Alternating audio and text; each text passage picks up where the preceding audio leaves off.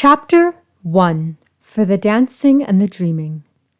The big water was calm, and the land path was visible again after days of being submerged. Chomper and Ruby stood, waiting, seeing a pair of fast-biters head their way. It was Screech and Thud, the pair checking the beach to see if it were all clear of predators.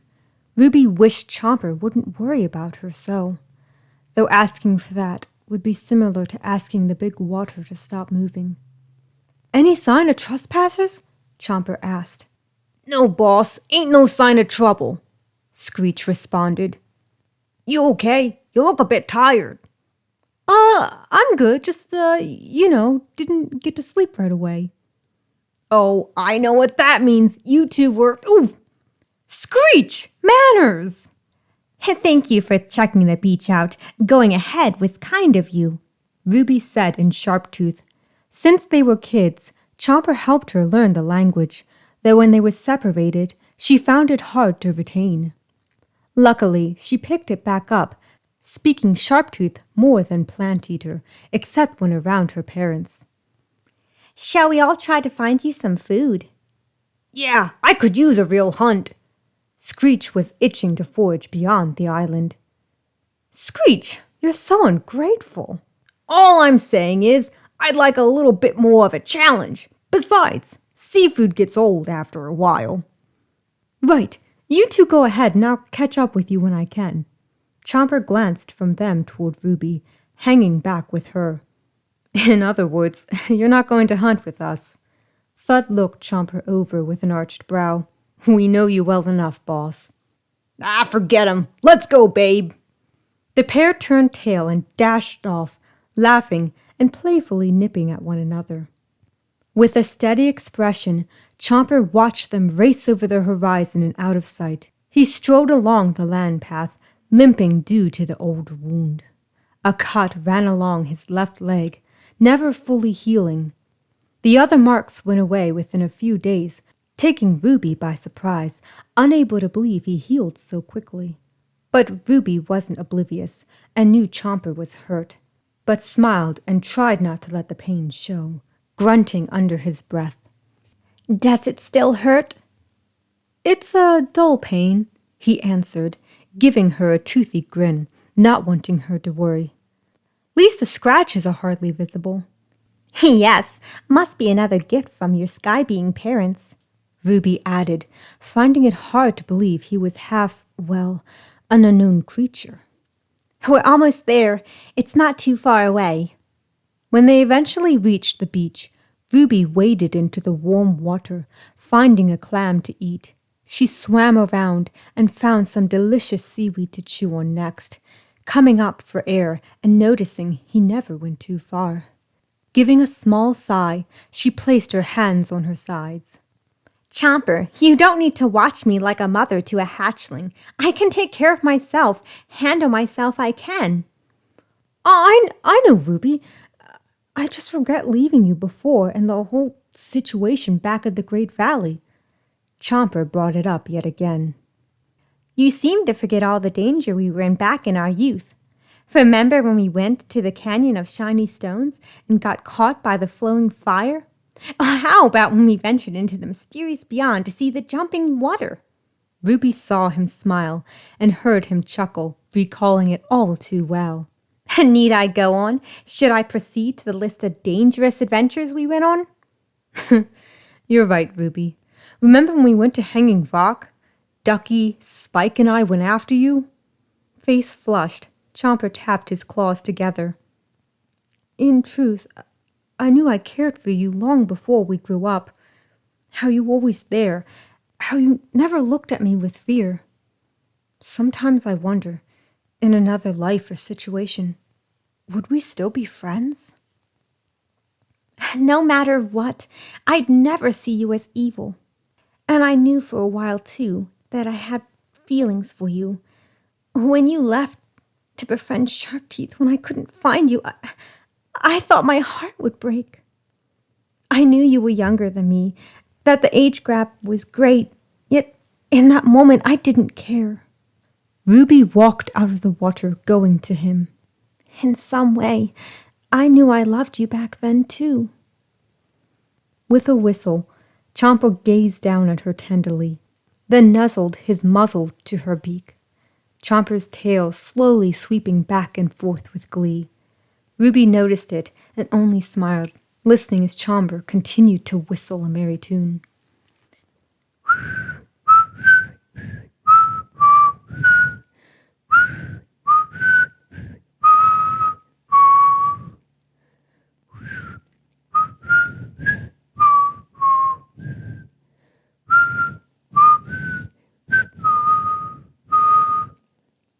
Well, I was never really good at whistling, but you get the gist. I certainly do. Go on. I'll swim and sail on savage seas with never fear of drowning. I'd gladly ride the waves of life if you were there with me. No scorching sun nor freezing cold will stop me on my journey if you would promise me your heart and love me for eternity. My dearest one, my darling dear, your mighty words astound me. But I've no need of mighty deeds when I feel your arms around me. But I would bring you shiny stones, I'd even sing you poetry, and I would keep you from all harm if you would stay beside me. I have no use for shiny stones, I care not for your poetry. I only want your hand to hold. I only want you near me. To love, kiss us sweetly, hope for the dancing and the dreaming. All the sorrows and the lights, I keep your love beside me. Swim, sail on savage seas with never fear of drowning. Gladly ride the waves of life if you were there with me.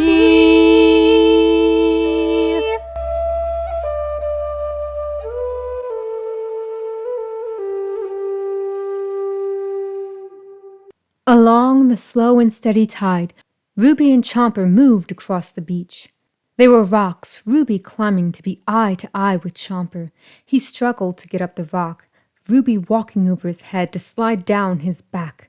Once on the ground, she took off, Chomper going after her, the pair slowing down to reach for one another. They took hands and spun around merrily, looking lovingly at each other as the world moved in a blur behind them. Once they stopped, they collapsed and breathed heavily, trying to catch their breath. Chomper leaned over and nuzzled her tenderly. How did I get so lucky to meet you?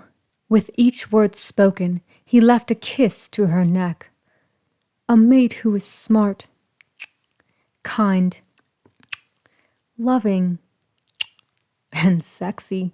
Ouch, Chomper, stop it. You'll make me flush. That's not what you said last night. Chomper wiggled his brows at her. Maybe you need to refresh your mind. Ruby joked and planted small kisses on his muzzle. Chomper went to speak, only to lift his head, catching a scent on the wind. Ruby saw the concern in his expression, looking around to spot the danger for herself. Is it another Sharptooth? Stay close to me, Ruby. Chomper rose to his full height and limped along, Ruby getting up and keeping close by. From over the ridge, a fin-back Sharptooth appeared, walking toward them. With a small growl, Chomper bared his teeth. State your business, stranger. Alpha, came the voice of an older female. Surprised, Chomper held a curious expression. Who's asking for him? I mean you, or your mate no harm. Would you allow me to come closer? Gaining a small nod from Chomper, she walked to them, stopping to leave some space between them. I heard of what you did to Stephanie. Were you loyal to her too? With a sad smile, her gaze fell to her feet. A mother's love never wavers. Ruby and Chomper were dumbfounded. She came to me before going to the Great Valley. She was angry with me and never forgave me for telling Redclaw to banish her. He wanted to kill her, and I convinced him to banish her to keep her alive. It was the hardest thing to do, To see my baby be forced to leave for her senseless killings. Despite her twisted mind, I couldn't bear to lose her. If it's not too much to ask, why are you here? If you expect me to feel bad, well, I do. I actually feel terrible for killing her and her pack. I'm sorry, ma'am. I'm sorry for your loss. It was her turn to be taken aback, not expecting such a response from an alpha. I thank you for your condolences. In some way, I knew there was no saving her. There was a darkness in Stephanie, a fate she could not escape. No matter how much I loved her, it was not enough to heal her tormented heart. There is light and dark in all of us. Anyone can be lured to one or the other. I like to think there was light in her, buried far out of sight. Still, you came all this way. Do you seek sanctuary? Ruby asked. Are there those that mean you harm for being the mother of Stephanie? While that's very kind of you to say, I was wondering, hoping you might be able to help me in another way. The older female held up an egg, their pair gazing from it to her. I'm old, and I don't have the strength to raise a hatchling. I know the offspring is the daughter of your enemy, but perhaps... She trailed off, taking a shaky breath. But perhaps you could find it in you to look after it, and until I can find another, though I doubt anyone would want the offspring of Stephanie. You want us to have Stephanie's egg? Ruby held concern, yet waited to see what Chomper would do. To her surprise, his expression held softness while eyeing up the egg of his former foe. I wouldn't blame you if you smashed it instead. Never! I would never harm an egg. It can't help who its mother was. We'll take it, raise it as our own, love it. Thank you, she whispered, doing her best not to cry, grateful they'd look after the egg. You are truly a benevolent alpha, unlike most who would crush it. I get that a lot. Chomper took the egg and held it close, feeling it move. I'm curious. Why us? Well, truthfully, I know no one else would want it. And if any knew it came from Stephanie, they'd only see evil, wouldn't give the hatchling a chance. She looked at Chomper. I heard tales of a Sharptooth who could speak Leaf-Eater, whose heart was too full of love to kill, whose thoughts were far from our own. I figured out of all, you'd be the best to hand my grandchild over to. Thank you, ma'am. If you wish to stay and see the baby grow... No, it'd be best if she didn't know of her true origin. It'd also be too painful for me. Rubbing the egg, she went to leave. Do take care of it. We will. The older Sharptooth left, heading off into the mysterious beyond. Chomper glanced at Ruby. So, how do you feel about being parents? It happened so fast, Ruby didn't fully process it. Not that she didn't want young, she simply accepted it wouldn't happen for her and Chomper, at least not in the typical way. Then again, their relationship had been anything but ordinary. Perhaps it was their chance to move toward the next step, to be parents. I never expected us to have a hatchling of our own, but thinking about it, I think it sounds nice. Ruby took the egg and held it close, running her beak along the shell. It's a brand new start. Yeah, an unfamiliar path, Chomper said nervously, smiling and following her across the beach. They found Screech and Thud, washing the blood from their hands and faces. The pair looked up, noticing the egg. Of course, Screech had a snarky comment. Wow, you two have been busy. Not now, Screech, Chomper said. Thud held a concerned expression.